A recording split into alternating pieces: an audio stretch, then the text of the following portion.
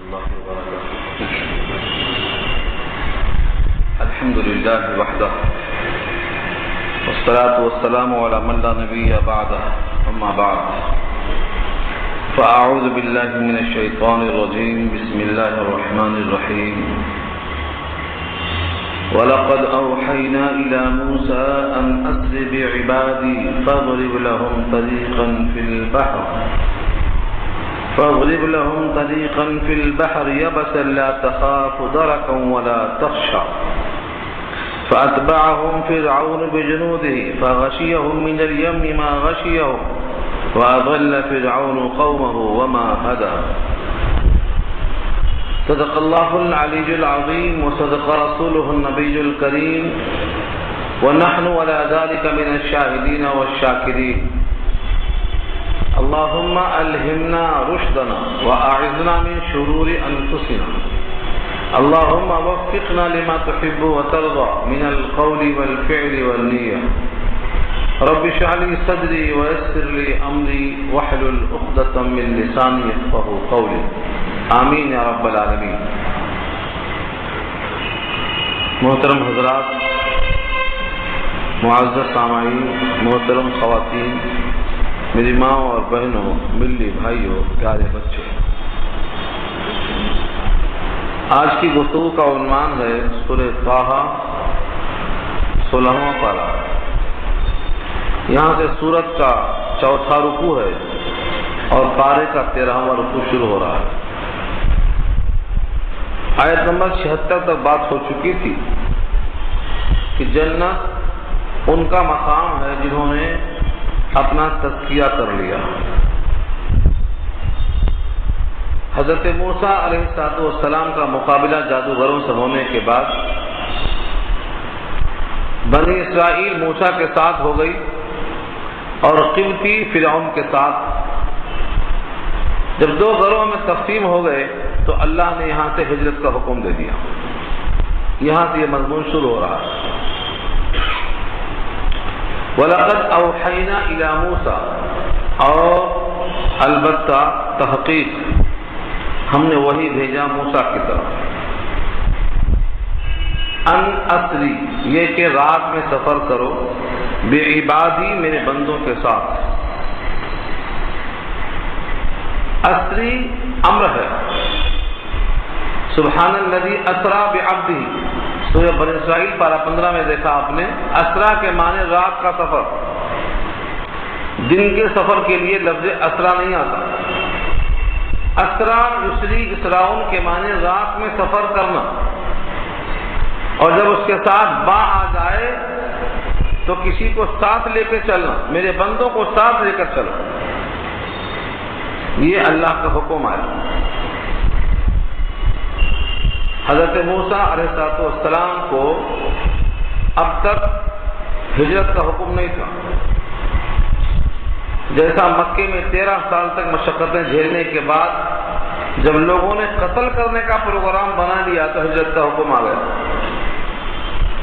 ٹھیک ایسا ہی جب لوگوں نے ایمان والوں کو قتل کرنے کا فیصلہ کر لیا تو حضرت موسیٰ کو حکم ہوا کہ ان کو لے کے یہاں سے نکل جاؤ. حضرت موسیٰ خداوند قدوس کے حکم کے مطابق رات میں نکلتے. دوسرا حکم یہ تھا فَاضْرِبْ لَهُمْ طَرِيقًا فِي الْبَحْرِ، بنا دو ان کے لیے راستہ سمندر میں خشک. ظاہر یہ ہے کہ سمندر میں راستہ بنے گا کیسے اور وہ بھی راستہ خشک کیسے ہوگا. یہ دونوں حکم اللہ نے حضرت موسیٰ کو دیا. اسی لاٹھی کو مارنے کے ذریعے سے راستہ بنے گا. اسباب کی دنیا یہاں حیران ہے کہ لاٹھی مارنے سے سمندر میں 7 راستے بنیں گے اور وہ بھی خشک ہوں گے. فَاضْرِبْ لَهُمْ، ضرب یضرب کے معنی مارنے کے آتے ہیں، لیکن صیغہ بدلنے سے معنی بدلتے رہتے ہیں. فَاضْرِبْ لَهُمْ، بنائیے ان کے لیے طریقاً، ایک راستہ. طریقاً کی صفت ہے یابساً، خشک راستہ، فی البحر، سمندر میں. تو یابسا کا جو لفظ ہے جس کے معنی خشک، یہ صفت ہے طریقاً کی. خشک راستہ بنائیے سمندر میں لاٹھی کے مارنے کے ذریعے. لا تخاف، اور خوف مت کیجیے، درکوں ولا تخشا، دو قسم کا خوف تھا، ایک دریائے نیل میں غرق ہو جانے کا اور پیچھے سے فرعون کے لشکر کے پکڑ لینے کا، دو خطرہ تھا، دونوں کی نفی کی اللہ نے، لا تخاف، ڈرو مت، درکن، پا لینے کا خوف کہ تمہیں کوئی پکڑ لے گا، ولا تخشا، اور تم اندیشہ نہ کرو، کسی قسم کا کوئی خوف نہیں کہ تم کو کوئی آ کے پکڑ لے گا یا تم دریا میں غرق ہو جائیں گے، دونوں خوف سے اللہ نے بری کر دیا۔ یہ حکم حضرت موسیٰ پر پہلے ہی آ چکا۔ بنی اسرائیل کی تعداد پر شارح نے لکھا ہے، امام قرطبی نے، کہ 6 لاکھ ان کی تعداد تھی، 6,70,000 ایک قول کے مطابق، اور 6,03,000 ایک قول کے مطابق، اتنی بڑی تعداد ان کو لے کے چلنا ہے، اور وہ بھی راتوں رات چلنا، اور ایسا چلنا ہے کہ ملک مصر میں ساتھ رہنے والوں کو بھاگ جانے کی خبر نہ ہو۔ اسی لیے قوم بنی اسرائیل نے عاریت، بطور عاریت کے مستعار ان کے زیور مانگ لیے کہ ہم کو میلے میں جانا ہے، قومی تیوہار ہے، آپ لوگ کچھ دن کے لیے، کچھ وقت کے لیے اپنے زیورات دے دیجیے۔ تو قبطیوں نے زیورات دے دیے، جس کا ذکر آگے آئے گا، اسی رکوع میں آ رہا، تاکہ کسی کو چلے جانے کا شبہ نہ ہو۔ اللہ تعالیٰ نے پہلے ہی سے خبر دے دی تھی کہ فرعون تو پیچھا کرے گا، اور پیچھا کرنے کے بعد اس کو انجام تک پہنچانا یہ ہمارا کام ہے، تم اس کے پکڑنے کی خبر اور فکر نہ کرنا۔ فَأَتْبَعَهُمْ فِرْعَوْنُ، پیچھا کیا ان کا فرعون نے، بِجُنُودِهِ، اپنے لشکر کے ساتھ، جنود جمع ہے جندم، اس کا واحد ہے، اپنے لشکر کے ساتھ فرعون نے تعاقب کیا، کیونکہ رات میں یہ بات پھیل گئی، لیکن لشکر کشی کرنے کے لیے جب تک وہاں پہنچے، جب تک رات گزر چکی، صبح نمودار ہو گئی، مشرق میں سورج طلوع ہو چکا تھا۔ فَأَتْبَعُوهُمْ مُشْرِقِينَ، اللہ نے کہا دوسرے مقام پر، سورج طلوع ہو چکا تھا جب جا کر کے لشکر سامنے آیا۔ یہ تعداد 6 لاکھ تو تھی بنی اسرائیل کی، اور پیچھے تعاقب کرنے والوں کی تعداد لکھا ہے کہ اس کا لشکر بہت بڑا تھا، 70,000 سیاہ گھوڑے صرف مقدمہ میں تھے، 70,000 سیاہ گھوڑے صرف مقدمہ میں تھے۔ مقدمہ کا مطلب آپ سمجھتے ہوں گے، لشکر کو خمیس بھی کہتے ہیں، کیونکہ اس میں 5 ٹکڑیاں ہوتی ہیں، آگے جو ٹکڑی ہوتی ہے اس کو مقدمہ کہتے ہیں، اور دائیں طرف جو ٹکڑی ہوتی ہے اس کو میمنہ کہتے ہیں، اور بائیں طرف ہے تو اس کو میسرہ کہتے ہیں، اور پیچھے ہے تو اس کو ساقہ کہتے ہیں، اور بیچ میں جو لوگ ہوتے ہیں اہم ان کو قلب کہتے ہیں۔ جتنے بھی رئیس ہوتے ہیں لشکروں میں وہ بیچ میں ہوتے ہیں تاکہ ہر طرح سے محفوظ رہیں۔ تو لکھا ہے کہ صرف مقدمہ میں 70,000 سیاہ گھوڑے تھے، اور تقریباً 9 لاکھ گھوڑ سوار تھے جو میمنہ میں تھے۔ اتنی بڑی تعداد لے کر فرعون کیوں گیا؟ کیونکہ لاکھوں کو پکڑنا ہے تو لاکھوں کی ضرورت ہے۔ یہ جو غلام تھے یہ بھاگے جا رہے ہیں، ہر مالک غلام کو پکڑنا چاہتا ہے، پیچھا کیا۔ فَأَتْبَعَهُمْ فِرْعَوْنُ بِجُنُودِهِ فَغَشِيَهُمْ، پس تعاقب کیا ان کا فرعون نے اپنے لشکر کے ذریعے، فَغَشِيَهُمْ، تو ڈھانپ لیا ان تمام کو چاروں طرف سے، من الیم، دریا کے پانی میں سے، ما غشیہم، جس نے بھی ان کو ڈھانپ لیا۔ لکھا ہے جب دریائے قلزم سامنے آ گیا اور خدا کے حکم کے مطابق حضرت موسیٰ نے لاٹھی کو مار دیا تو 12 راستے بن گئے۔ لاٹھی ایک مرتبہ مارنے سے دریائے قلزم میں 12 راستے بن گئے۔ کیسے بن گیا؟ سورہ شعراء میں آپ سن چکے ہیں، کہ جیسے ہی ماں کی لاٹھی پڑی ہے اس پانی کے اوپر، اللہ نے اس پانی کے بہاؤ کو روک دیا اور وہ پانی منجمد جو ہے برف کی طرح دیواروں کی شکل میں کھڑا ہو گیا۔ کالطود العظیم کہا اللہ نے، کالطود العظیم، کل فرق کالطود العظیم، ہر فرقہ یعنی پانی کا ہر ٹکڑا جیسے کوئی بڑا پہاڑ کھڑا ہو جائے ایسا منجمد برف بن کے کھڑا ہو گیا۔ اور ایک دیوار نہیں، کیونکہ 12 راستے بنے ہیں اور ہر 2 راستے کے بیچ میں دیوار ہے، 12 گنتی کیسے ہوگی؟ تو 12 فرقے، 12 قبیلے گزرنے والے ہیں، کیونکہ ملک مصر سے یہ نسب کس کا ہے؟ حضرت یوسف جب آئے تھے یہاں پر تو ان کے 12 بھائی تھے، انہی 12 بھائیوں کے یہ 12 قبیلے تھے اور انہی کو بنو اسرائیل کہا گیا، انہی کو لے کے نکلنا ہے۔ تو اللہ نے ہر قبیلے کے لیے 12 راستے بنا دیے اور راستے خشک اور دیواریں پانی کی منجمد، اس میں نظر آتا، بازو والا گزر رہا ہے تو نظر آتا، بات کر لیتے ہوئے، ہنس لیتے ہوئے، تاکہ کسی قسم کا کوئی خوف محسوس نہ ہو، اطمینان ہو کہ ہم بھی ہیں، ساتھی بھی ہیں۔ کیونکہ جب کئی لوگ ایک کام میں شریک ہوتے ہیں تو خوف کم ہوتا ہے، جشن زیادہ ہو جاتا ہے۔ کہتے ہیں مرگ انبوہ جشن دارت، اگر بہت لوگ مر جاتے ہیں تو تماشا گاہ بن جاتی ہے۔ تو پورے لوگ مل کے جا رہے ہیں باتیں کرتے ہوئے۔ یہ پار ہو گئے، پار ہونے سے پہلے کا ذکر اللہ نے کئی مقام پر کر دیا ہے۔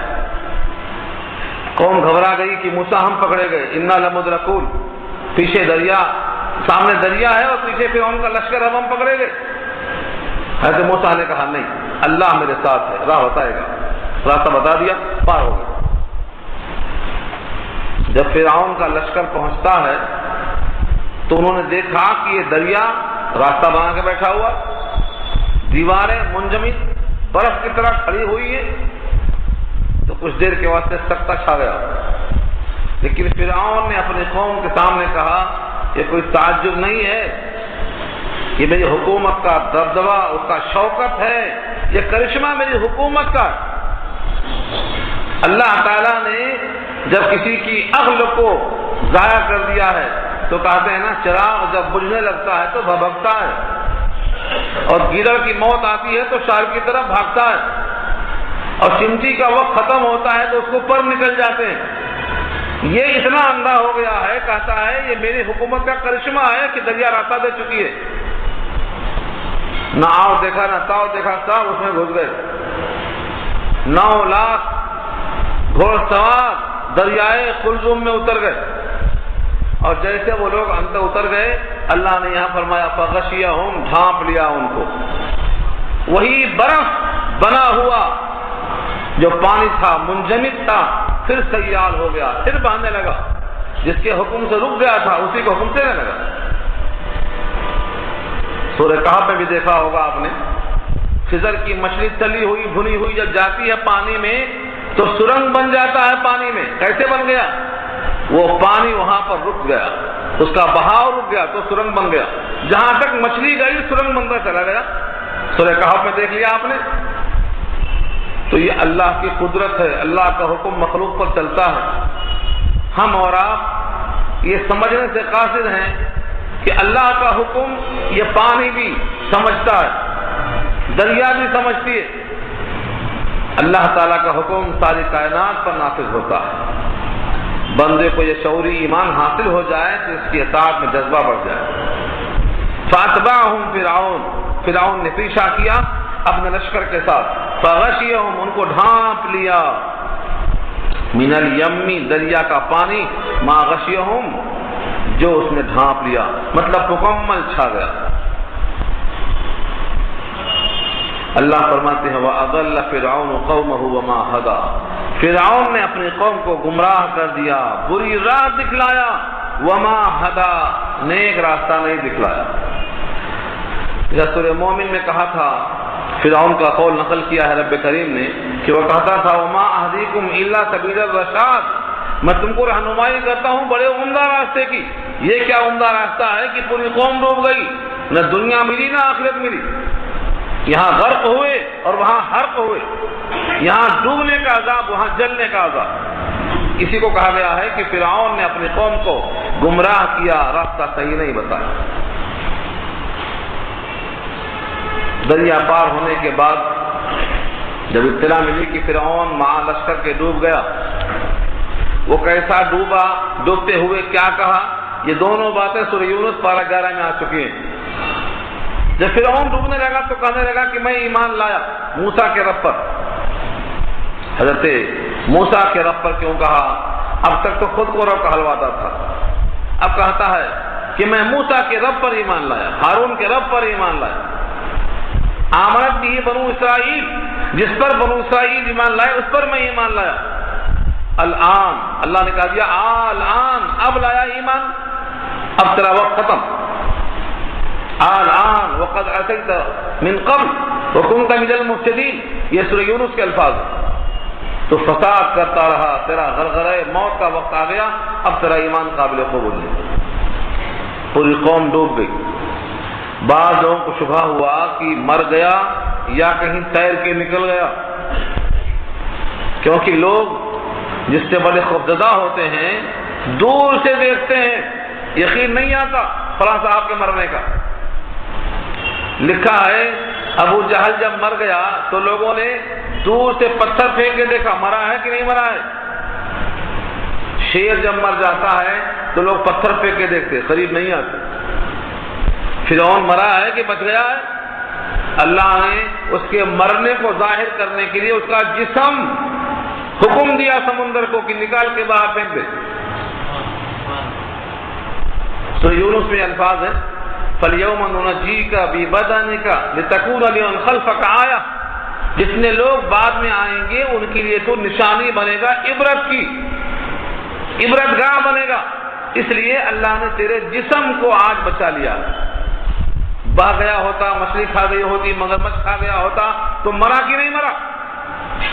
اللہ نے جسم کو محفوظ کر دیا، اور وہ جسم محفوظ کر دیا گیا صرف دکھانے کے لیے، عبرت بنانے کے لیے، ورنہ سورہ نوح میں خبر دے دیا اللہ نے کہ پانی میں غرق ہوا اور آگ میں داخل ہو گیا۔ قیامت میں تو جہنم میں جائے گا۔ برزخ کی آگ کا ذکر کیا اللہ نے سورہ یونس اور سورہ نوح اور سورہ مومن، کئی مقام پہ فرمایا اللہ نے النار یعرضون علیہا غدوا وعشیا، صبح شام اس پر آگ پیش کی جاتی ہے، صبح شام۔ ویوم القیامہ، اور قیامت کے دن جب اللہ فرمائیں گے ادخلوا آل فرعون اشد العذاب، سخت عذاب میں داخل ہو جاؤ۔ اغرقوا فادخلوا نارا، غرق ہوا پانی میں، داخل ہوا آگ میں، تو داخل میں پہنچ چکا، برزخ کی آگ ہے۔ جتنے فرعونی تھے سب کے سب پانی میں غرق ہوئے، لیکن آگ میں داخل ہو کر جلنے لگے، جسم محفوظ۔ اس سے معلوم ہوا کہ برزخ میں جو عذاب ہوتا ہے وہ روح پہ ہوتا ہے، جسم اس کے تابع ہوتا ہے۔ اس کی تفصیلی بحث ہم کر چکے ہیں کئی مقام پر۔ جب آپ خواب دیکھتے ہیں تو دیکھنے والا سمجھتا ہے کہ یہاں لیٹے ہوئے ہیں، بڑے آرام سے ہیں، کوئی تکلیف نہیں ہے، لیکن اگر روح پر تکلیف ہو رہی ہے تو روح تلملاتی ہے، پکارتی ہے، بھاگتی ہے، لیکن جسم یہاں آرام سے پڑا رہتا ہے۔ تو روح پہ تکلیف ہوتی ہے، جسم اس کا اظہار نہیں کرتا۔ دنیا میں جسم پہ تکلیف ہوتی ہے، روح اس کا کرب محسوس کرتی ہے۔ عالم برزخ میں اللہ نے جسم کو بچایا، لیکن روح پر آگ کا عذاب نافذ کر دیا۔ اس واقعے کو یہاں بیان کیا اللہ نے۔ پار ہونے کے بعد اللہ نے خطاب کیا بنی اسرائیل سے، یا بنی اسرائیل، اے اسرائیل کے بیٹو۔ بنی مانے بیٹے اور یا مانے اے، اور اسرائیل یہ لقب ہے حضرت یعقوب علیہ السلام کا، ان کو اسرائیل کہا جاتا ہے، ان کے بیٹوں کو بنی اسرائیل۔ کیا کہا؟ قد انجیناکم، تحقیق تم کو ہم نے نجات دے دیا، من عدوکم، تمہارے دشمن سے۔ دشمن سے مراد فرعون اور قبطی، ان سے تم کو نجات دے دیا۔ ووعدناکم، اور تم سے ہم نے وعدہ کر لیا حضرت موسیٰ کے توسط سے، یہ وعدہ اللہ نے کر لیا کہ تم ساتھ میں آؤ. کہاں؟ جانب طور الایمن، طور کی داہنی سمت میں، طور کی داہنی جانب میں. جانب کے معنی سمت، اور طور پہاڑ کا نام ہے، اور ایمن کے معنی داہنی. داہنی جانب طور پہاڑ کے آ جاؤ، حضرت موسیٰ کے ساتھ آؤ، ہم انہیں کتاب دیں گے، اس کتاب کا مشاہدہ کرو. اللہ تعالیٰ نے حضرت موسیٰ کو دعوت دی اور کہا شرفاء کو بھی کچھ ساتھ لے آؤ تاکہ وہ بھی تمہیں کتاب دیے جانے کا مشاہدہ کر لیں. اللہ نے ان کو بھی پیغام دیا. ان کی تفسیر آگے آ رہی ہے. وَنَزَّلْنَا عَلَيْكُمُ الْمَنَّ وَالسَّلْوَىٰ، اور تم کو ہم نے اتار کے کھلایا من اور سلوا. من کیا ہے؟ حلوہ ہے، اور سلوا کہتے ہیں بٹیر کو. بعض نے اس کا الٹا بھی ترجمہ کیا ہے. درختوں پر گوند کی شکل میں میٹھا میٹھا حلوہ تیار کیا اللہ نے، اور سلوا کہتے ہیں بٹیر کو. یہ قریب آ کے بیٹھ جاتی، اڑتی نہیں، بھاگتی نہیں، اس کو بھونتے اور کھاتے، بہت کھائے. من اور سلوا کتنا کھائے؟ 40 سال تک کھاتے رہے. اس امت کے لیے بھی اللہ نے 2 چیزوں کو حلال کیا تھا بغیر ذبح کیے ہوئے. وَحِلَّتْ لَنَا مَيْتَتَانِ السَّمَكُ وَالْجَرَادُ، ٹڈی اور مچھلی. مچھلی تو آج کل کھا رہے ہیں بغیر ذبح کیے ہوئے، لیکن ٹڈی غائب ہو گئی. ٹڈی اب نظر نہیں آتی. کچھ بڑے بوڑھے ہوں گے وہ جانتے ہوں گے ٹڈی کبھی کبھی بچپن میں آتی تھی. یہ بھی اللہ کی طرف سے من اور سلوا ہے، لیکن اللہ نے اس کو بھی ختم کر دیا. یہ من اور سلوا کہاں کھلایا؟ اس دریا سے پار ہونے کے بعد اللہ نے حکم دیا تھا کہ اب تم آگے جو مقدس شہر ہے ملک شام کا، تم اس میں داخل ہو جاؤ، جس کا تفصیلی ذکر سورہ مائدہ میں آیا ہے. پوری قوم نے کہا اس میں تو ایک بہادر قوم ہے، قوم عمالقہ، لمبی سرنگی، ہم ان سے لڑنے کی طاقت نہیں رکھتے. ہاں اگر یہ نکل جائیں تو ہم داخل ہوں گے، ان سے لڑنے کے بعد ہم داخل ہو سکتے ہیں، ہم لڑنے کو تیار نہیں. سمجھایا بجھایا، تفصیل آ چکی ہے پیچھے. اگر آپ داخل ہوں گے تو یہ لوگ مبہوت ہو کر شہر خالی کر دیں گے، آپ کا ہمت کر کے آگے بڑھنا ہی شرط ہے. انہوں نے صاف کہہ دیا اذهب انت وربك فقاتلا انا هنا قاعدون. اے موسیٰ تمہارا رب دونوں جا کر لڑ لو، ہم تو یہاں بیٹھے ہیں، ہم تو لڑنے کی طاقت نہیں. اس لیے اللہ تعالیٰ نے ان کو وہیں پر گھیر دیا. اس مقام کا نام ہے مقام تیہ. اللہ نے کہا یتیہون فی الارض، یتیہون کے معنی متحیر، سرگرداں، حیران، پریشان پھرتے رہیں گے تو تحیر رہے گا. یتیہون اسی سے بنا ہے تیہ، تو اس نام کا استعمال کیا مقام تیہ. اس میں 40 سال رہے. کتنے لوگ ہیں 40 سال تک؟ 6,03,000 یا 6,70,000. اتنے آدمی ایک مقام میں قید کر دیے گئے 40 سال تک. اللہ تعالیٰ کا یہ فضل تھا کہ حضرت موسیٰ ساتھ ہیں. ان کی دعاؤں کی برکت سے اللہ نے اس قید خانے میں بھی، جو اس وقت کی اوپن جیل تھی، کوئی دیوار تھی نہیں، ہتھکڑی تھی، بیڑی تھی، کچھ نہیں، اللہ نے ان کو حکم دے دیا یہاں رہو 40 سال. بڑی کوشش کرتے کہ یہاں سے نکل جائیں، نہ واپس آ سکتے نہ آگے جا سکتے، دن بھر چلتے گھوم کے وہیں رہتے. اور 1 سال 2 سال نہیں، 40 سال. اور 2 سال آدمی نہیں، 6 لاکھ آدمی. سوچو اللہ کی قدرت کیسی ہے کہ ان تمام کو من و سلوہ کھلایا. کہنے لگے ہم حلوہ اور یہ بٹیر کھاتے کھاتے اکتا گئے، ہمیں چنا اور مسور اور مونگ اور گیہوں اور پیاز اور لہسن، یہ ہم کو سب چاہیے. ہم تھک گئے کھاتے کھاتے ان چیزوں کو. وہ تفصیلی بات پہلے پارے میں آ چکی ہے. جب کھانے کا انتظام ہو گیا تو پانی کی فکر ہوئی. حضرت موسیٰ نے وہی لاٹھی مارا ایک مخصوص پتھر پہ، چاروں کونوں سے چشمے جاری ہو گئے اور ہر قبیلے نے اپنا پنگھٹ دیکھ لیا. پانی مل گیا، کھانا مل گیا. اب کہا دھوپ لگ رہی ہے، اللہ تعالیٰ نے اس کے لیے بادل کی چھاؤں کر دیا، بادلوں کو لا کر ٹھہرا دیا، چھاؤں حاصل ہو گئی. کہنے لگے ہم کو رات میں اندھیرا ہوتا ہے تو اللہ نے ایک قسم کی لکڑی کو بنا دیا ٹیوب لائٹ چمکدار، پورے لوگوں کو روشنی کا انتظام کر دیا۔ کہا ہمارے کپڑے گندے ہوتے ہیں، اللہ نے کپڑوں کو گندا ہونے سے بچا لیا، کپڑے گندے ہی نہیں ہوتے۔ کپڑے پھٹیں گے تو سلے گا کون؟ کوئی کارخانہ نہیں، کوئی فیکٹری نہیں، 40 سال تک ویسے ہی کپڑے رہ گئے، پھٹے ہی نہیں۔ اتنا انتظام ان کے لیے، لیکن یہ قوم اتنی لاڈلی ہونے کے بعد اتنی ہی سرکش، حکم ماننے کو تیار نہیں۔ یہ اشارہ یہاں اسی کی طرف ہے۔ وَنَزَّلْنَا عَلَيْكُمُ الْمَنَّ وَالسَّلْوَىٰ، اتارا ہم نے تم پر من کو اور سلوا کو کہ کھاؤ اور پیو۔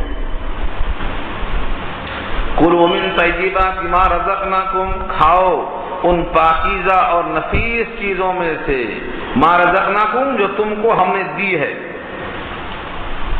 وَلَا تَطْغَوْا فِیہ، اور اس میں سرکشی مت کرنا، حد سے آگے مت گزرنا۔ سرکشی کیا ہو سکتی ہے؟ حلال طریقے کو چھوڑ کر حرام طریقے سے کھانا، دوسرے کا حق مار لینا، اور اللہ کے قانون کا پاس و لحاظ نہ کرنا، یہ سب حد شرعی سے کراس کرنا ہے۔ فَيَحِلَّ عَلَيْكُمْ غَضَبِي، بس اتر پڑے گا تم پر میرا غضب۔ اگر تم نے حد شرعی سے انحراف کیا تو تم پر میرا غضب اتر پڑے گا، اور میرا غضب کا حال معلوم ہے، وَمَن يَحْلِلْ عَلَيْهِ غَضَبِي فَقَدْ هَوَىٰ، وَمَن يَحْلِلْ، اور جس پر واقع ہوگا، علیہ جس کے اوپر واقع ہوگا، غضبی میرا غضب، فقد ہوا وہ تحقیق کی گزرا ہوا ہو گیا۔ ہوا یہوی کے معنی آتے ہیں اوپر سے نیچے گرنا، والنجم اذا ہوا، قسم ہے تاروں کی جب اوپر سے نیچے گر جائے۔ یا ہوا کے معنی آتے ہیں جس پر خدا کا غضب اتر گیا وہ جہنم میں گر گیا۔ جہنم میں گرنے سے کوئی بچا نہیں سکتا۔ ہاں، جہنم سے بچنے کے لیے اللہ نے پیغام دیا، وَإِنِّي لَغَفَّارٌ، اور بے شک میں غفار ہوں۔ اللہ نے اپنا تعارف کرانے میں صفت غفار کا استعمال کیا، اور بے شک میں غفار ہوں یعنی گناہوں کی بخشش کرنے والا ہوں، 3 شرطوں کے ساتھ۔ لمن تاب وآمن وعمل صالحا ثم اهتدى، یہ 4 شرطیں رکھا اللہ نے کہ میں بڑا بخشنے والا ہوں اس شخص کے لیے جو توبہ کرے۔ توبہ یتوبو کے معنی توبہ کرنا، اللہ کی طرف متوجہ ہونا۔ توبہ یتوبو، توبہ، توبہ کے 6 اجزاء ہیں، اس سے پہلے یہ بات آ چکی ہے، صرف میں اس کا اشارہ کر دوں۔ بعض لوگ سمجھتے ہیں کلہ پیٹنا توبہ ہے، یہ بناوٹی ہے، من گھڑت ہے۔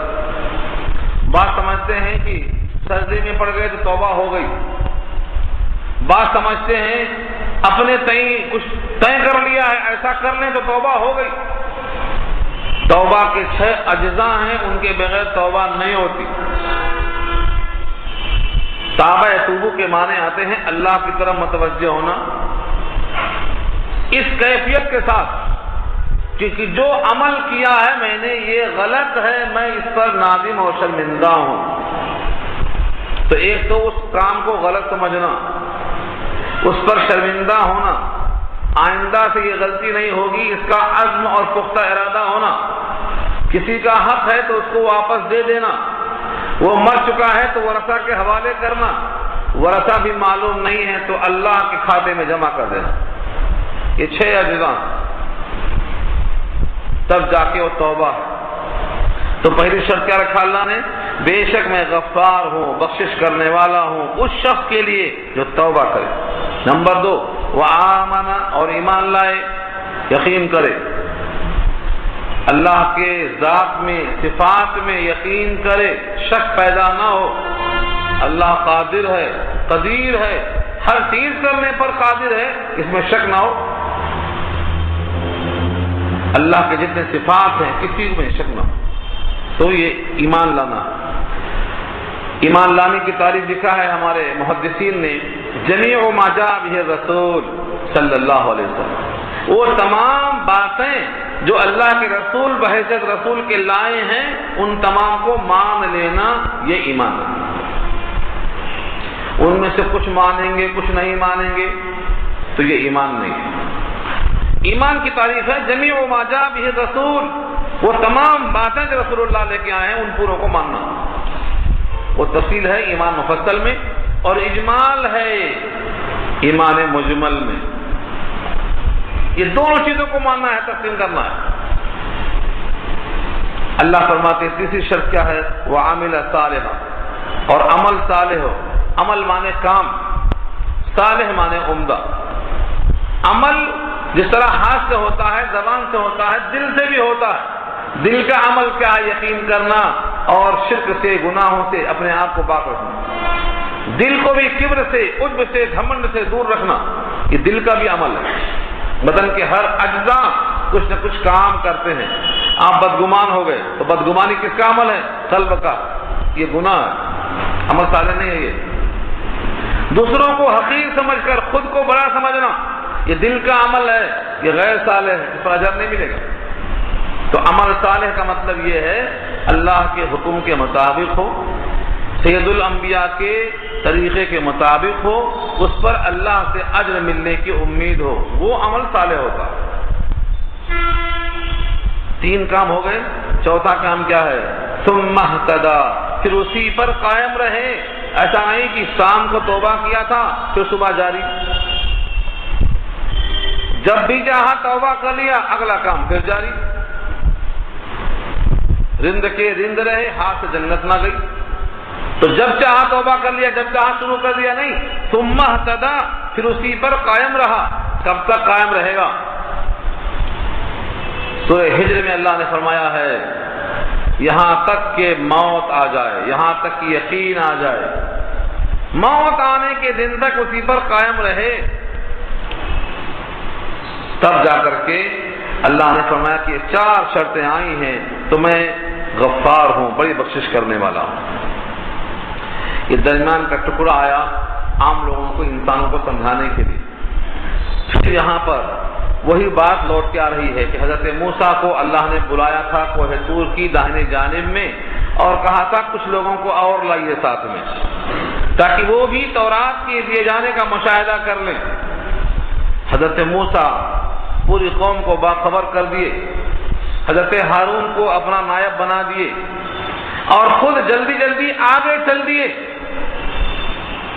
اتنا آگے چل دیے کہ اللہ کے پاس کوہ طور پہ پہنچ گئے، اور یہ خیال تھا کہ پوری قوم پیچھے پیچھے آ رہی ہوگی ہدایت کے مطابق، لیکن پوری قوم پیچھے نہیں آئی، کیونکہ وہیں الجھ کے رہ گئی، سامنے نے ان کو پھنسا لیا۔ آگے ذکر آ رہا ہے، اللہ تعالیٰ نے سوال کیا حضرت موسیٰ سے، وَمَا أَعْجَلَكَ عَنْ قَوْمِكَ يَا مُوسَىٰ، اے موسیٰ کس بات نے آپ کو جلدی کر دیا کہ آپ اپنی قوم کو چھوڑ کر آگے آ گئے؟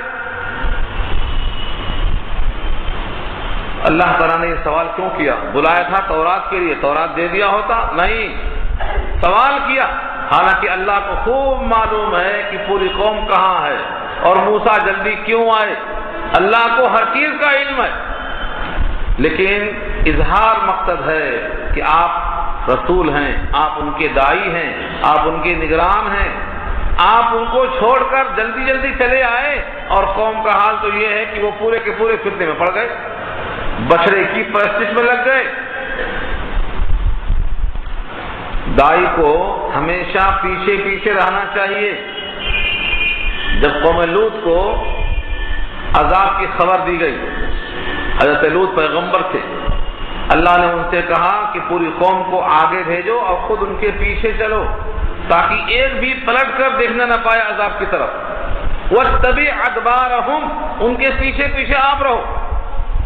اسی واسطے ہمارے بہت سے لوگوں کا طریقہ یہی ہے کہ جو رہبر ہو وہ پیچھے پیچھے رہے، تاکہ لوگوں کو جوڑتا رہے، کوئی بھی نکل کے بھاگنے نہ پائے۔ حضرت موسیٰ آگے چلے آئے تو پوری قوم پیچھے رہ گئی۔ یہ سوال کیا اللہ نے، وَمَا أَعْجَلَكَ عَنْ قَوْمِكَ يَا مُوسَىٰ، کیا سبب ہوا جلدی آنے کا اپنے قوم کو چھوڑ کر؟ قَالَ هُمْ أُولَٰئِكَ عَلَىٰ أَثَرِي، فرمایا کہ وہ لوگ علی اثری، میرے نشانات قدم پر ہیں. اثر نشانات قدم کو کہتے ہیں. اثری، میرے ہی پیچھے پیچھے وہ لوگ آ رہے ہیں. وعجلت، اور میں جلدی کر کے آپ کے پاس آ گیا. الیکا، آپ کی طرف. ربی، اے میرے رب. لترضا، تاکہ آپ راضی ہو جائیں. کیونکہ جب امتثال امر میں، حکم بجا لانے میں بندہ جلدی کرتا ہے تو مالک کو خوشی ہوتی ہے. میں آپ کی خوشی کے لیے جلدی میں آ گیا. حضرت موسیٰ جلدی میں آ گئے، لیکن قوم کا وہاں حال کیا ہو گیا اللہ نے یہیں پر خبر دے دیا، تاکہ حضرت موسیٰ کو تنبیہ ہو جائے کہ تعجیل میں اپنی قوم کو چھوڑنا نہیں ہے. خوشی کا موقع آئے تب بھی قوم کو ساتھ لے کے چلنا. انبیاء کے تمام کاموں پر جب اللہ کسی قسم کی تنبیہ کرتے ہیں تو بڑے لطیف پیرائے میں کرتے ہیں، کیونکہ دونوں کے درمیان بڑی محبت ہوتی ہے. الفت کا طریقہ یہی ہے. قال، فرمایا رب کریم نے، فَإِنَّا قَدْ فَتَنَّا قَوْمَكَ، بے شک تحقیق کہ ہم نے فتنے میں ڈال دیا تیری قوم کو. ہم نے فتنے میں ڈال دیا. حالانکہ فتنے میں ڈالا کس نے؟ سامری نے، جس کا ذکر آگے آ رہا ہے. لیکن اللہ تعالیٰ تمام فعل کے خالق ہیں، اسی لیے سامری کے فعل کو بھی اللہ نے اپنی ہی طرف منسوب کر دیا کہ میں نے فتنے میں ڈال دیا، یعنی میں نے سامری کو قادر بنایا کہ وہ فتنہ میں ڈالنے کے لائق ہو. اگر میں قدرت سلب کر لیتا تو کوئی کام سامری سے نہیں ہو سکتا تھا. اس لیے کہا فتننا قومک، ہم نے فتنے میں، آزمائش میں ڈال دیا ہے تیری قوم کو، من بعدک، تیرے بعد. وَأَضَلَّهُمُ السَّامِرِي، اور سامری نے ان کو گمراہ کر دیا ہے. گویا ظاہری سبب سامری ہے اور قدرت میری ہے. وَأَضَلَّهُمْ، گمراہ کر دیا ہے ان کو، السامری، سامری نے. سبب بنا ہے سامری. یہ سامری ہے کون؟ اس پر امام قرطبی نے تفسیر قرطبی کے اندر بہت طویل کلام کیا ہے. کچھ باتیں آپ سن لیجئے. لکھا ہے سامری فرعون کے خاندان کا آدمی تھا، قبطی تھا، لیکن موسیٰ پر ایمان لے آیا، بعد میں پلٹ گیا. بعض کہتے ہیں بنی اسرائیل کا آدمی تھا، اندر سے ایمان نہیں لایا تھا، اوپر سے ایمان لایا، موقع دیکھ کر بچھڑ گیا. قرطبی کے حاشیے پر لکھا ہے کہ یہ کوئی بچڑا اور گائے کا پوجنے والا خاندانی تھا، لگتا ہے یہ ہندوستان سے آیا ہے. یہ لکھا ہے امام قرطبی نے حاشیے پر.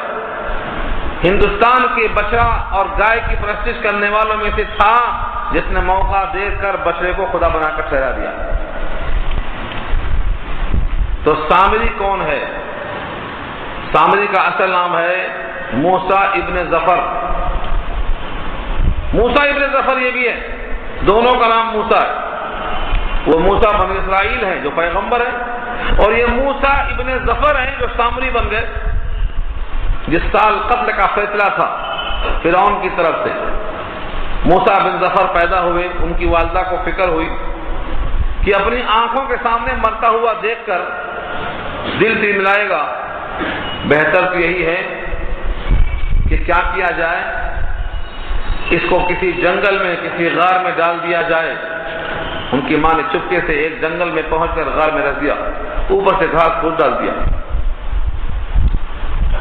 جبریل امین کو اللہ نے حکم دیا کہ یہ موسیٰ ابن ظفر کی پرورش کرنا ہے. اللہ کے حکم سے جبریل امین نے اپنے 3 انگلیوں میں، ایک میں شہد، ایک میں دودھ، ایک میں مکھن لا کر لگا کر چٹاتے تھے اس کو. دھیرے دھیرے وہ یوں پل گیا، وہیں بڑا ہو گیا. تو موسیٰ ابن ظفر کو جبریل نے مکھن کھلایا، یہ سامری بنا. اور فرعون نے جس کو پالا، یہ بنی اسرائیل کے موسیٰ پیغمبر کریم اللہ بنے. روح المانی نے ایک شعر لکھا ہے بہت طویل بحر میں. خلاصہ یہ ہے کہ جب آدمی کی پرورش ہوتی ہے کتنے ہی اچھے انداز پر، لیکن اس کی اگر طبیعت شر پہ مبنی ہے تو پرورش کرنے والوں کی عقلیں حیران ہو جاتی ہیں. فموسى الذي رباه جبرائیل کافر وموسى الذي رباه فرعون مرسل. وہ موسیٰ جن کی پرورش کیا تھا فرعون نے رسول اللہ بن گئے، اور وہ موسیٰ جن کی پرورش کیا تھا جبریل نے وہ قوم کی گمراہی کا سبب بن گئے. پرورش کوئی بھی کرے طبیعت میں نیکی اللہ پیدا کر دیتے ہیں. اللہ جس کو چاہتے ہیں وہ ہدایت دے دیتے ہیں. تو یہاں وہی سامری مراد ہے. سامری نے کیا کیا، کیسا کیا، وہ اس رکوع میں آئے گا. حضرت موسیٰ کو جب معلوم ہوا کہ سامری نے میری قوم کو گمراہ کر دیا ہے تو جو کچھ کلام تھا کر لیا. وہاں سے لوٹے دو چیزوں کو ساتھ لے کر، ایک تو غضبان غصے میں بھرے ہوئے، اور دوسرے اسفا افسوس کرتے ہوئے کہ ابھی مجھے آئے ہوئے صرف 40 دن ہوا، کیونکہ اللہ نے بلایا تھا 30 دن کے لیے. کہا 30 دن روزہ رکھو، راتوں میں اعتکاف کرو. حضرت موسیٰ نے ملاقات کے دن خوب مسواک کر لیا. اللہ نے کہا وہ جو بو تھی اٹھتی ہوئی روزہ رکھنے کی وجہ سے، وہ تو ہم کو مجھ سے زیادہ پسند ہے. مسواک کر کے تم نے اس کو زائل کر لیا، 10 دن کے روزے بڑھا دیا اللہ نے. اتممناها بعشر فتم میقات ربه 40 لیلہ، سورہ اعراف میں بتا چکے ہیں. 10 دن بڑھا دیا، 40 دن پورے ہو گئے. اللہ نے تورات دے دی، وہ لے کے آ رہے ہیں. سنا تھا تو غصہ تو آیا تھا، لیکن جب دیکھا آنکھوں حال تو غصہ اور بڑھ گیا، کیفیت آگے آ رہی ہے. فرجع موسیٰ الی قومہ، لوٹے موسیٰ اپنے قوم کی طرف غضبان اسفا. غضبان مبالغہ ہے، بڑے غصے میں لوٹے. اسفا افسوس کرتے ہوئے، رنج کا اظہار کرتے ہوئے. 3 سوال کیا قوم سے. قال یا قوم، کہا اے میری قوم کے لوگوں، الم یعدکم ربکم وعدا حسنا، کیا نہیں وعدہ کیا ہے تم سے تمہارے رب نے عمدہ وعدہ. وعدا حسنا، عمدہ وعدہ کیا تھا کہ آؤ تورات دیں گے، اس پر عمل کرو، جنت میں آؤ تمہارا مقام بنتا. کیا یہ جنت کا وعدہ، کتاب دینے کا وعدہ، شریعت کا وعدہ، یہ عمدہ وعدہ نہیں تھا؟ دوسرا سوال، افطال علیکم العہد ام اردتم ان یحل علیکم غضب من ربکم. افطال، کیا طویل ہو گئی، علیکم تم پر، العہد مدت، صرف 30 دن یا 40 دن. اتنا لمبا وقفہ تو نہیں تھا کہ ہم بھول گئے اور تم نے اپنے کام میں لگ کر کے سمجھ لیا کہ اب موسیٰ نہیں آئیں گے. طویل مدت تو نہیں تھی. ام اردتم، یا تم نے ارادہ ہی کر لیا تھا، ان یحل علیکم غضب من ربکم، کہ اتر پڑے تم پر غضب تمہارے رب کا. فاخلفتم موعدی، پھر تم نے خلاف ورزی کر دی میرے وعدے کی.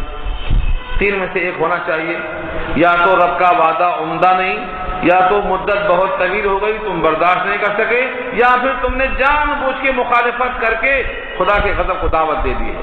بتاؤ 3 میں سے صحیح کیا ہے؟ قوم نے کہا، قالو، پوری قوم نے کہا، ما اخلفنا موعدک بملکنا، نہیں مخالفت کیا ہم نے آپ کے وعدے کی. بملکنا، ملک اور ملک دونوں آتا ہے. ہماری قدرت سے ہم نے مخالفت نہیں کی، یعنی ہم نے اختیار سے مخالفت نہیں کی، بلکہ ہم پر ایک دھوکہ کیا گیا، ہم کو مجبور کیا گیا. کیسے؟ وَلَكِنَّا حُمِّلْنَا أَوْزَارًا مِنْ زِینَةِ الْقَوْمِ، لیکن ہم لاد کر لائے گئے تھے بوجھ قوم کی زینت میں سے. وَلَكِنَّا، لیکن ہم، حُمِّلْنَا حمل سے بنا ہے، حُمِّلْنَا لادے گئے ہم. اوزار وزر کی جمع ہے بوجھ، من زینت القوم، قوم کی زینت کے یعنی زیور کے. بتایا تھا میں نے آپ کو، جب قوم چلنے لگی تھی ملک مصر سے تو کہا تھا کچھ زیورات دے دو، یہ زیورات ہم کو پہننا ہے، قوم کے پاس جانا ہے، ہمارا ایک میلہ ہے. اس طرح سے وہ لوگ چلے. جب وہ زیور جب آیا تو سامری نے کہا کہ یہ جو قوم غرق ہو گئی، پانی میں ڈوب گئی، اس کا زیور اپنے سر پر تم لے کر کے تم تباہی کیوں مول لیتے ہو؟ جو قوم ہلاک ہو گئی ان کا زیور پھینکو، ورنہ اس کی ہلاکت تم پر بھی آئے گی۔ یہ دوسروں کا مال ہے، تمہارے واسطے جائز نہیں ہے۔ اور بعض قول میں یہ ہے کہ حضرت ہارون نے کہا تھا کہ جو قوم ختم ہو گئی اس کے زیورات تمہارے لیے مال غنیمت نہیں ہے، تم ان کا استعمال کیسے کر سکتے ہو؟ اگر تم نے لڑائی کی ہوتی، جنگ کی ہوتی، مقابلہ کیا ہوتا، مال غنیمت ملتا، تب تمہارے واسطے حلال ہوتا۔ لیکن وہ بھی تو امت محمدیہ کی خصوصیت ہے، پہلی امتوں کے لیے مال غنیمت حلال نہیں تھا، میدان میں رکھتے تھے، آگ آتی تھی کھا لیتی تھی، لہذا کسی بھی حال میں تمہارے واسطے یہ حلال نہیں ہے، ایک گڑھا کھودو وہاں پھینک دو۔ پوری قوم نے گڑھا کھود کر سونے چاندی کے زیورات وہاں ڈال دیے، یہاں وہی اشارہ ہے۔ فقذفناها، ہم نے پھینک دیا۔ کہاں پھینکا؟ فقذفناها، سامری کے کہانی سے ہم نے آگ میں ڈال دیا کہ جل جائے، پورا پگھل کر ایک جسم بن جائے۔ حضرت ہارون علیہ السلام نے دیکھا کہ سامری بھی کچھ لے کے ہاتھ میں آ رہا ہے، انہوں نے سمجھا کہ یہ سامری بھی کچھ زیور ہے، پھینکنے جا رہا ہوگا۔ سامری نے کہا میں بھی پھینک دوں؟ کہا ہاں پھینک دو۔ کہا میری یہ خواہش ہے کہ آپ دعا کر دیں اللہ سے کہ جو میری تمنا ہے وہ اللہ پوری کر دے۔ حضرت ہارون کو سامری کے نفاق کی خبر نہیں تھی کہ دل میں اس سے کیا پک رہا ہے، وہ تو سمجھتے تھے کہ یہ بھی ایک مومن ہے، تو اچھی آرزو کیا ہوگا، دعا کر دیا۔ فَكَذَلِكَ، بس ایسے ہی القت سامری، ڈال دیا سامری نے بھی۔ اور سامری کے ہاتھ میں مٹی تھی، اور مٹی کہاں سے لیا؟ آگے آ رہا ہے کسی رکوع میں، ایک موقع پر جبریل امین جس گھوڑے پر سوار تھے، گھوڑے کی ٹاپ جہاں پڑتی تھی وہاں گھاس میں سے بڑی قوت کے ساتھ قوت نمو دیکھا اس نے، تو جبریل کے گھوڑے کے پاؤں کے نیچے کی مٹی کو اس نے ہاتھ میں لے رکھا تھا کہ یہ موقع پر کام میں آئے گی۔ اس نے یہ مٹی ڈال دیا اور ساتھ میں حضرت ہارون کی دعا بھی دے لیا۔ اس طرح کیا ہوا؟ ایک بچڑا تیار ہو گیا، دل میں خواہش تھی بچڑا کی، کیونکہ بچڑا پرستش کرنے کا اس کو شوق ہو رہا تھا، کیونکہ خاندانی تھا یہ، بچڑے کی پرستش اس کے فطرت میں تھی۔ اللہ نے ایک مقام پہ کہا ہے کہ جس کے دل میں بچڑے کی محبت ہے، محبت دل میں اڈیل دی گئی، تو یہ محبت سے بچہ تیار کر لیا۔ فَأَخْرَجَ لَهُمْ عِجْلًا جَسَدًا لَهُ خُوَارٌ، پس نکالا لوگوں کے لیے سامری نے ایک بچڑا، عجل کے معنی بچڑا، کس کا تھا بچڑا؟ یہ اسے سونے چاندی کا، جسدًا جسم، لہو خوار، اس کے لیے بچڑے کی آواز تھی۔ بچڑے کی آواز کو دیکھ کر کے اس نے شروع کر دیا بولنا، فقالوا، کہنے لگا، ھذا الہکم، یہ ہے تمہارا معبود، وَإِلَٰهُ مُوسَىٰ، اور موسیٰ کا معبود، فَنَسِیَا، موسیٰ کہیں بھول کر چلے گئے۔ پوری قوم کو بچڑے کی پرستش پر آمادہ کر دیا۔ انسان کی عقل جب ماری جاتی ہے تو وہ اپنے عقل کا صحیح استعمال نہیں کر سکتا۔ اللہ نے ایک ہی آیت کا تذکرہ کیا، اس قوم نے کیا دیکھا؟ بچڑے میں صرف آواز تھی، وہ آواز کیسی تھی؟ لکھا ہے جب ہوا کہیں داخل ہوتی ہے اور نکلنے کے لیے راستہ تنگ ہوتا ہے تو اس کے نکلنے میں ایک قسم کی آواز ہوتی ہے۔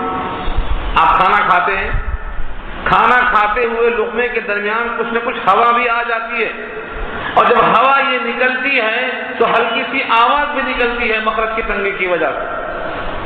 بس یہ قسم کی ایک آواز تھی، بچڑے کی آواز آئی تو اس نے کہہ دیا کہ یہ خدا ہے۔ پوری قوم نے یہ نہیں سوچا کہ خدائی کا تعلق بچڑے کی آواز سے کیا ہے، آخر کیا جہاں جہاں بچڑے کی آواز آئے وہ خدائی بن جاتا؟